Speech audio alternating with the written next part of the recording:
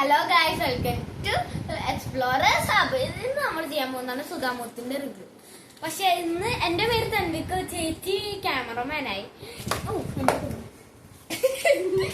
എന്താണ് ക്യാമറമാനാണ്. അപ്പൊ ഇന്ന് ഞാൻ ചെയ്യാണ് സുധാമൂർത്തി ഹൗ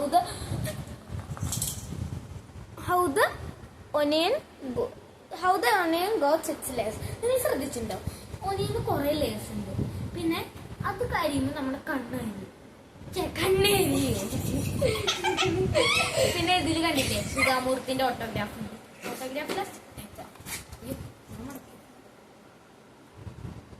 കണ്ടില്ലേ? ഇതാണ് പിന്നെ സുധാമൂർത്തി. ഇത് ഭയങ്കര ഒരു ത്രില്ലർ ആയിട്ടുള്ളൊരു കഥയാണ്. ഇത് പിന്നെ ഇങ്ങനെ കിങ്ങിന്റെ അതിന് ഉണ്ടായിരുന്ന ഒരു കിണ്ടത്തില് അവര് കിണ്ടം ഫുൾ ഹാപ്പിയാണ്. പക്ഷെ ഇവർ മാത്രം ഹാപ്പിയല്ല.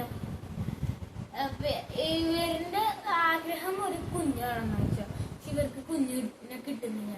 അത് കാരണം ഇവരറിഞ്ഞ കിണ്ടത്തിൽ നിന്ന് അടുത്തൊരു ഫോറസ്റ്റ് ഉണ്ട്, അവിടെ പോയി പ്രാർത്ഥിച്ചു കഴിഞ്ഞാൽ എന്ത് വേണം കിട്ടും. അപ്പൊ കുഞ്ഞിന് പ്രാർത്ഥിച്ചപ്പോ കുഞ്ഞിന്റെ പേര് ബീന എന്നായിരുന്നു. അപ്പൊ ബീനന്റെ ഹോബി ദൈവം പറഞ്ഞ ഫ്ലോ ഒരു ഡ്രസ്സസ് ഓരോ ദിവസം ഓരോരോ ഡ്രസ്സസ് ഇടാം. ഇട്ട ഡ്രസ്സ് വീണ്ടും ഇടില്ല, അലക്കാലും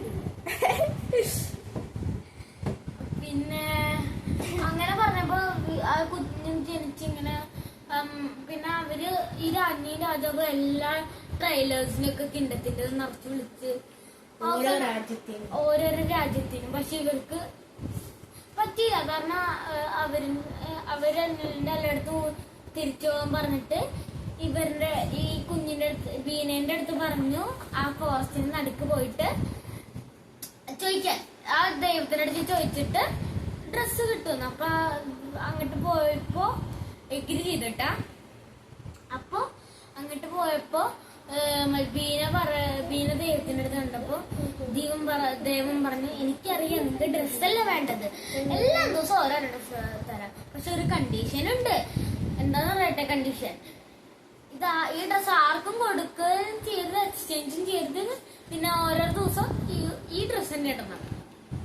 അപ്പൊ അങ്ങനെ എല്ലാ ദിവസവും എനിക്കുമ്പോ ബെഡിൽ തന്നെ കിടക്കും. അപ്പൊ അതിനുള്ള കമ്മലും ഷൂ ഒക്കെ ഇട്ടിട്ട് പോകും. അപ്പൊ ഒരു ദിവസം ഇങ്ങനെ പോകുമ്പോ ഒരു പാവം കുട്ടീനെ കണ്ട്. കുട്ടി സിമ്പിൾ ആയിട്ടൊരു കോട്ടൺ സാരി ഇട്ടിരിക്കും.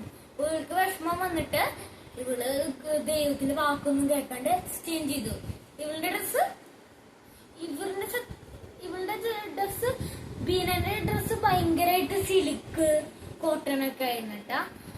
പക്ഷെ അത് വെറും കോട്ടൺ ആയിരുന്നു. പക്ഷെ ഇതില് ബീനന്റെ ഡ്രസ്സിൽ സിലിക്ക് ഭയങ്കര പൈസ കൂടിയ മെറ്റീരിയൽസിന്റെ ഒക്കെ ആയിരുന്നിട്ട്.